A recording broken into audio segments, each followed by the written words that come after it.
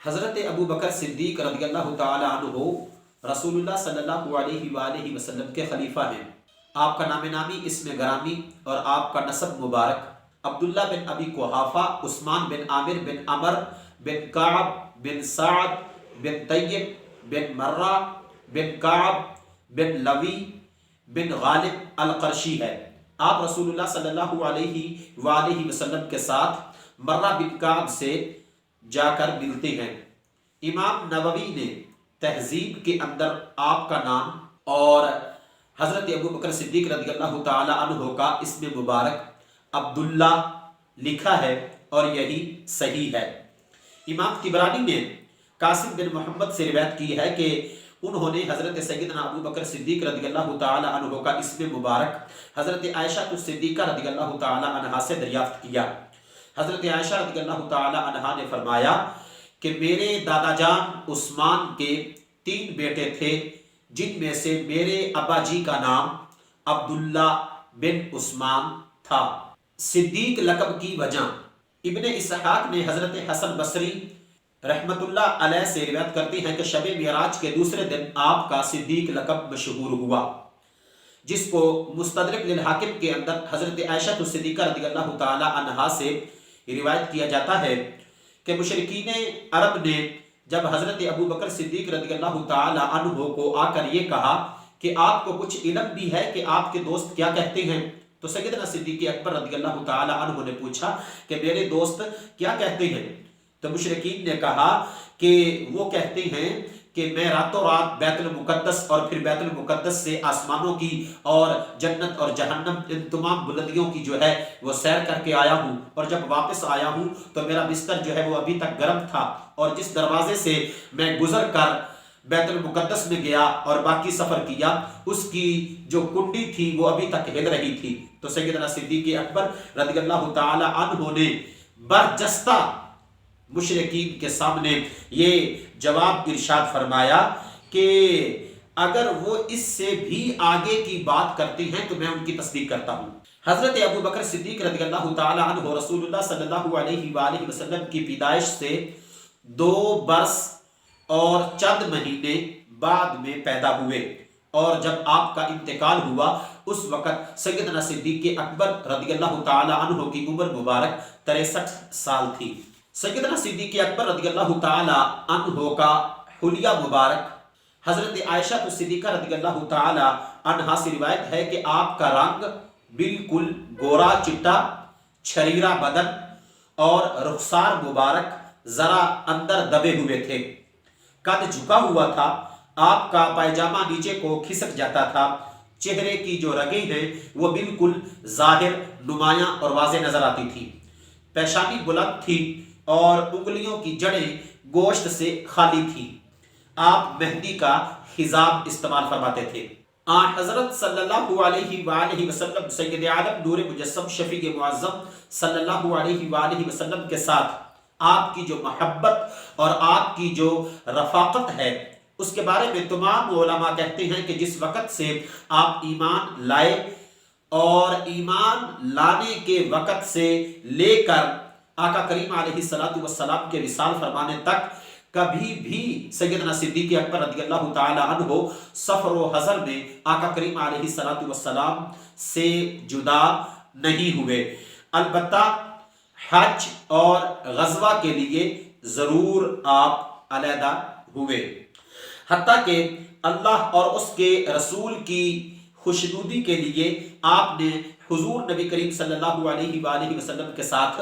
ہجرت کی، اہل و عیال کو چھوڑا اور غار ثور میں بھی آقا کریم علیہ السلام کا ساتھ نبھایا۔ اسی لیے قرآن مجید برہان رشید کے اندر واضح طور پر رب ذوالجلال نے ارشاد فرمایا ثانی اثنین اذ ہما فی الغار اذ یقول لصاحبہ لا تحزن ان اللہ معنا۔ یہ عظیم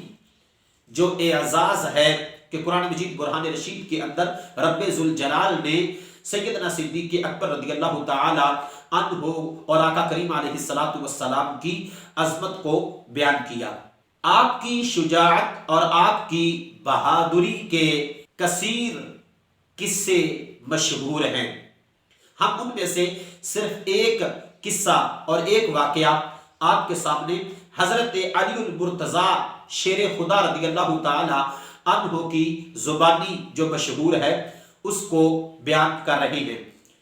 حضرت علی المرتضیٰ رضی اللہ تعالی عنہ فرماتے ہیں کہ اے لوگو، مجھے خبر دو کہ سب سے بہادر اور شجاع کون شخص ہے؟ تو لوگوں نے کہا آپ ہیں۔ فرمایا میں تم سے بہادر شخص کا نام پوچھ رہا ہوں، مجھے بتلاؤ۔ تو سب نے عرض کیا کہ آپ ہیں۔ جب تیسری مرتبہ حضرت علی المرتضیٰ شیر خدا رضی اللہ تعالی عنہ نے پھر پوچھا تو لوگوں نے آگے جواباً کہا کہ ہمیں معلوم نہیں۔ تو آپ رضی اللہ تعالی عنہ نے فرمایا سب سے بہادر حضرت ابو بکر صدیق رضی اللہ تعالی عنہ ہیں۔ سبحان اللہ۔ جنگ بدر میں حضور نبی کریم صلی اللہ علیہ وآلہ وسلم کے لیے ہم نے ایک سائبان بنایا تھا۔ ہم نے آپس میں یہ مشورہ کیا کہ حضور نبی کریم صلی اللہ علیہ وآلہ وسلم کے پاس آپ کی حفاظت کے لیے کون شخص رہے گا؟ اللہ کی قسم ہم میں سے کسی کو بھی ہمت نہ ہوئی مگر حضرت ابو بکر صدیق رضی اللہ تعالی عنہ ننگی تلوار ہاتھ میں لے کر کھڑے ہو گئے اور کسی کو حضور نبی کریم صلی اللہ علیہ وآلہ وسلم تک پھٹکنے بھی نہ دیا۔ آقا کریم علیہ السلام کے ساتھ سیدنا صدیق اکبر رضی اللہ تعالی عنہ کی جو محبت اور جو انسیت ہے اس کے پیش نظر جو آپ نے آقا کریم علیہ السلام کے ساتھ اتنی جو ہے وفا کی اور اتنا وقت گزارا تو آپ کو تعجب ہوگا کہ بہت ہی قلیل احادیث جو کہ سیدنا صدیق اکبر رضی اللہ تعالی عنہ سے روایت ہیں۔ ایک وجہ تو یہ ہے کہ آقا کریم علیہ السلام کے وصال مبارک کے بعد سیدنا صدیق اکبر رضی اللہ تعالی عنہ زیادہ دیر دنیا میں نہ رہے، ورنہ علماء کا اس بات پہ اتفاق ہے کہ اگر آپ زیادہ وقت دنیا میں گزارتے تو کوئی حدیث ایسی نہ ہوتی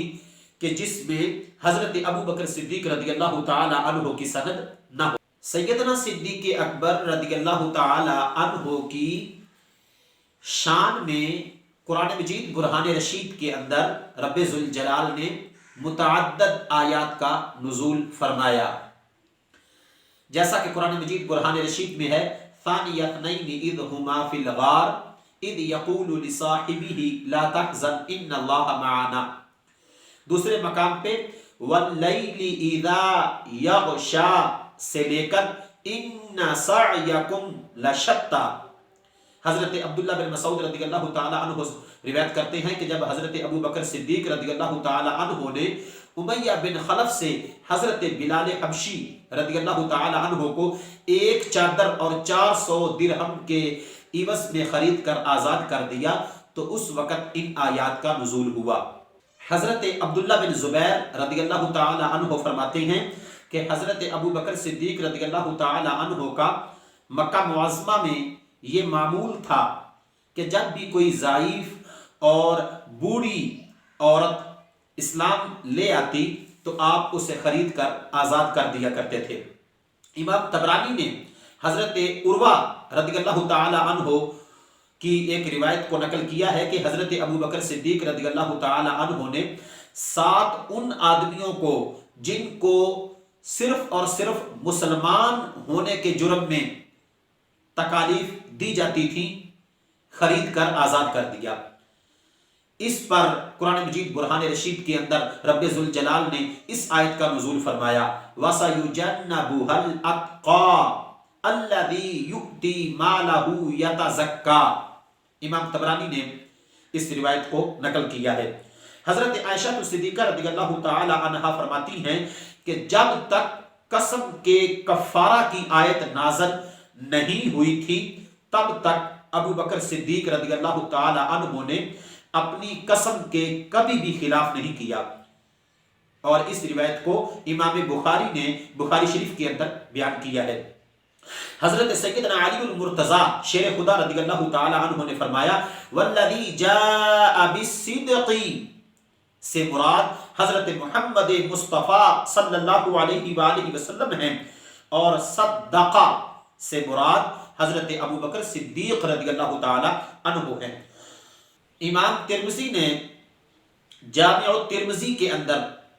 حضرت ابو سعید خدری رضی اللہ تعالی عنہ سے روایت کی ہے کہ رسول اللہ صلی اللہ علیہ وآلہ وسلم نے فرمایا کہ ایسا کوئی نبی نہیں ہوا جس کے 2 وزیر آسمان کے رہنے والے اور 2 وزیر زمین کے رہنے والے نہ ہوں، لہذا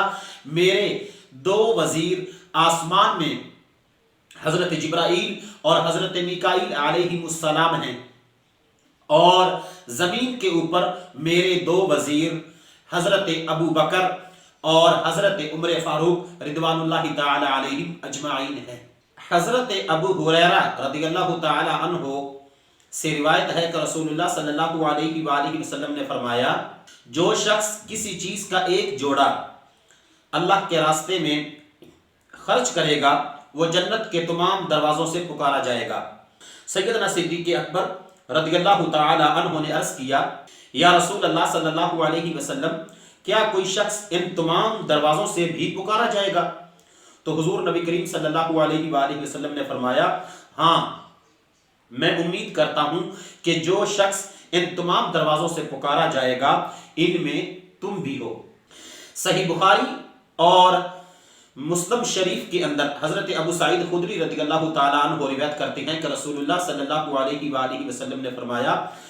جس شخص نے مجھ پر اپنی صحبت اور مال سے سب سے زیادہ احسان کیا وہ سیدنا صدیق اکبر رضی اللہ تعالی عنہ ہیں۔ امام ترمذی نے حضرت ابن عمر رضی اللہ تعالی عنہ سے روایت کی ہے کہ حضور نبی کریم صلی اللہ علیہ وآلہ وسلم نے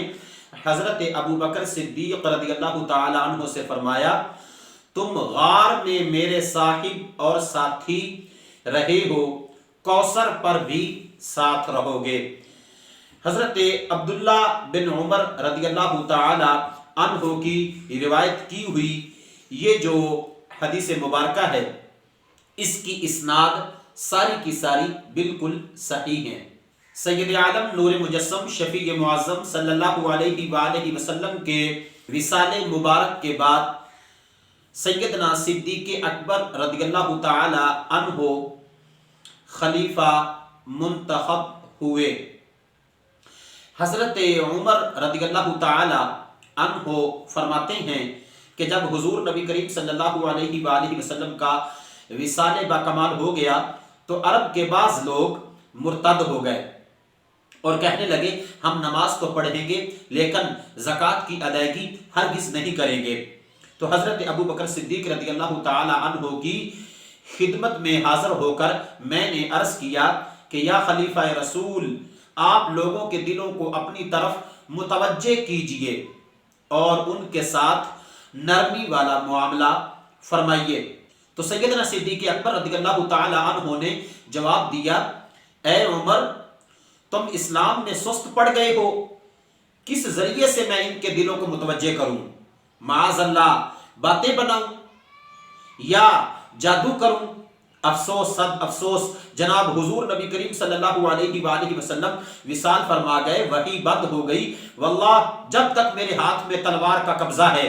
میں ان سے جہاد کروں گا، اگرچہ مجھے کوئی معمولی رسی وغیرہ بھی نہ دیں گے۔ حضرت عمر رضی اللہ تعالیٰ عنہ کہتے ہیں کہ میں نے آپ کو اس امر میں اپنے سے زیادہ سخت اور زیادہ فیصلہ کن صلاحیت والا پایا، اور لوگوں کو سیدنا صدیق اکبر رضی اللہ تعالی عنہ نے اس طرح درست کیا اور ان کے ذہنوں کو اسلام کی طرف اس انداز میں موڑا جس کی مثال اسلام کے اندر نہیں ملتی۔ سیدنا صدیق اکبر رضی اللہ تعالی عنہ کے دور خلافت کے اندر بہت ہی اہم کارنامے آپ نے سر انجام دیے، ان میں سے 2 کا ذکر کرنا بہت زیادہ ضروری ہے۔ ایک تو جو آپ نے مانعین زکوٰۃ کے ساتھ جنگ کا اعلان، اور دوسرے نمبر پہ سید عالم نور مجسم شفیع معظم صلی اللہ علیہ وآلہ وسلم کے وصال مبارک کے بعد مسیلمہ کذاب نامی شخص کے ساتھ کہ جس نے معاذ اللہ نبوت کا دعویٰ کیا، تو آپ نے حضرت خالد بن ولید رضی اللہ تعالی عنہ کو لشکر جو ہے وہ دے کر بھیجا۔ یہ دو جو واقعات ہیں یہ بہت ہی زیادہ آپ کی خلافت کے حوالے سے اہمیت کے حامل ہیں۔ سیدنا صدیق اکبر رضی اللہ تعالی عنہ کا دور خلافت ہی وہ دور تھا کہ جس میں رمضان شریف کے مہینے میں خاتون جنت سیدہ طیبہ طاہرہ عابدہ زاہدہ زوجہ علی المرتضیٰ شیر خدا رضی اللہ تعالی عنہا سیدہ فاطمہ رضی اللہ تعالی عنہا کا وصال مبارک ہوا۔ واقدی اور امام حاکم حضرت عائشہ صدیقہ رضی اللہ تعالی عنہا سے روایت کرتے ہیں کہ حضرت ابو بکر صدیق رضی اللہ تعالی عنہ کی بیماری اس طرح شروع ہوئی کہ آپ نے 7 جمادی الثانی پیر شریف کے دن غسل فرمایا۔ اس روز چونکہ سردی تھی آپ کو بخار ہو گیا، 15 روز آپ بیمار رہے اور ان تمام ایام میں آپ نماز کے لیے بھی تشریف نہ لا سکے۔ بالآخر 22 جمادی الثانی 13 ہجری کو 63 سال کی عمر پا کر خلیفہ بلا فصل خلیفہ اول سیدنا صدیق اکبر رضی اللہ تعالی عنہ اللہ کو پیارے ہوئے اور سید عالم نور مجسم شفیع معظم صلی اللہ علیہ وآلہ وسلم کے مزار پر انوار کے ساتھ ہی آپ کو جگہ نصیب ہوئی۔ دعا ہے کہ خالق کائنات ہم سب کو اصحاب رسول سے بھی پیار کرنے کی توفیق عطا فرمائے اور اہل بیت اطہار رضوان اللہ تعالی علیہم اجمعین کے ساتھ بھی پیار کرنے کی توفیق عطا فرمائے۔ اللہ تعالی بغض صحابہ سے بھی ہماری حفاظت فرمائے اور بغض اہل بیت سے بھی ہماری حفاظت فرمائے۔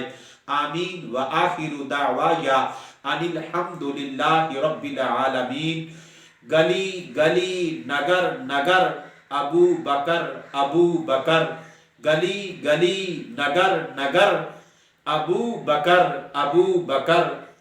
اللہ تعالی ہم سب کو صحابہ اکرام اور اہل بیت اطہار کے نقش قدم پر چلنے کی توفیق عطا فرمائے۔